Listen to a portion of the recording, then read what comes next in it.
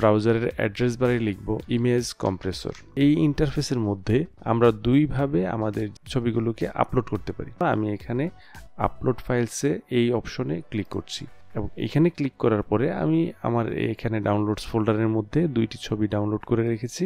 তা আমি সেই দুইটি ছবিকে সিলেক্ট করব এবং সিলেক্ট করে এখানে ওপেন করব। দেখতে পাচ্ছেন যে আমার ফাইলগুলো সিলেক্ট করার সাথে সাথে অনলাইন টুলটি আমার যে ফাইল সাইজ আছে সেই ফাইল সাইজকে কমিয়ে নিয়ে এসেছে। এই যে ফাইল সাইজকে কমিয়ে নিয়ে এসেছে, এই কমিয়ে নিয়ে আসার যে কোয়ালিটিটা, এটা আমরা চাইলে মেনটেন করতে পারি। অর্থাৎ আমরা কতটুকু এই যে ছবিটা আছে, সব ছবির যে ফাইল সাইজটা আছে, এটা আমরা কতটুকু কমিয়ে নিয়ে আসতে চাচ্ছি। যেমন আমরা যদি একটু নিচের দিকে লক্ষ্য করি, এখানে বাই ডিফল্ট এটা 90% আমাদের যে ছবির সাইজ আছে 90%-এর মধ্যে নিয়ে আসছে।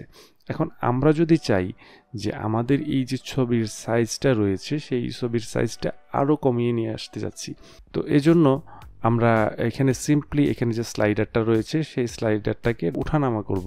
এখানে আমরা 50% যদি সেট করতে চাই, আমি এখানে 51% সেট করেছি এবং এখানে আমি যদি অ্যাপ্লাইতে ক্লিক করি তাহলে আমরা দেখতে পাবো যে এইখানে যে ফাইল সাইজটা, এই ফাইল সাইজটা চেঞ্জ হয়ে গেছে। এখন আমরা চাইলে এই ছবিটাকে ইন্ডিভিজুয়ালি ডাউনলোড করতে পারবো।